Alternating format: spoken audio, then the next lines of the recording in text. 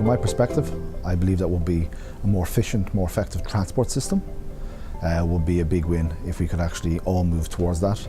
There are examples in some cities where that is working extremely well, but in the majority of cities still, there's a lot of disconnect going on between public transport and private transport systems. Mm-hmm. Sure, so sustainable finance is any financial decision action that integrates environmental, social or governance activities into a business or an investment decision for the betterment of the client and society at large.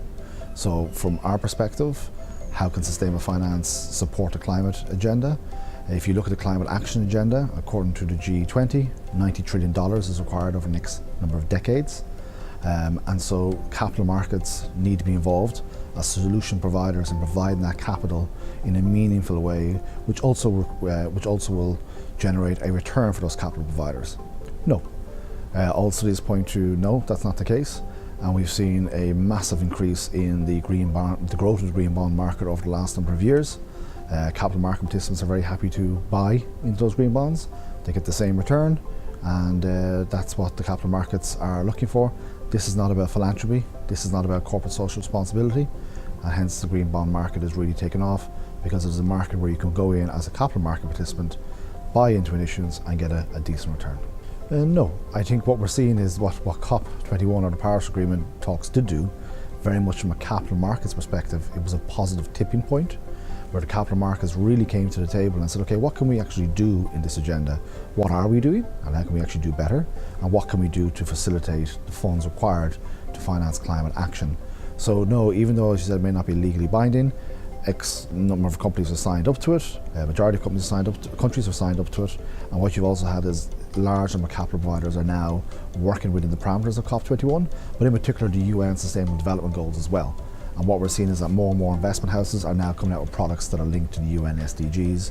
So climate bonds, green bonds, funds that are linked to SDGs, we're seeing an explosion in these types of products hitting the market, which is demonstrating a demand in the market as well. Sure. I think I wholeheartedly agree with you, and we've seen most recently children take to the streets and generate a huge amount of interest at this at a global level, which is quite important as they are the future, and we are the last generation to know what we're actually doing. So for this generation, it's quite important coming up behind us. So I think the point is well made. Yes, the public authorities, yes, citizens of cities and countries need to lead in this agenda, but from a sustainable finance perspective, at the end of the day, governments need to set out what are their objectives to decarbonise between now, 2030 and 2050. They need to be ratified, regulated, policy, whatever it may be, and the capital markets can then respond in that in terms of, well, how do we get the capital to flow to those projects? But it does start, as you say, from the ground up, and what we're seeing is a really big movement globally from citizens and the public authorities say we would like to live in this type of city, this type of environment.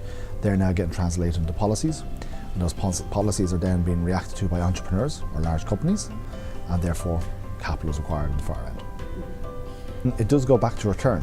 So again, I'm stressing this is not about philanthropy, this is not about corporate social responsibility. There is a limited amount of capital flowing in the world, and that capital has to generate return to be invested in the next project. So it's not a decision about who gets the pick. Large companies that are bringing capital projects which green bonds can be spent against, or the proceeds of green bonds can be spent against, they themselves as companies are looking into what they need. And then obviously a lot of these green bonds are being independently validated by third-party companies, and what they're looking at is what is the impact going to be and measuring that impact. So there is, there's the green bond principles, there's a climate bonds initiative, there are bodies out there validating these green bonds and the issuance of them and how the money is going to be spent, and tracking to make sure that the money continues to be spent in the way that I said it was going to be spent.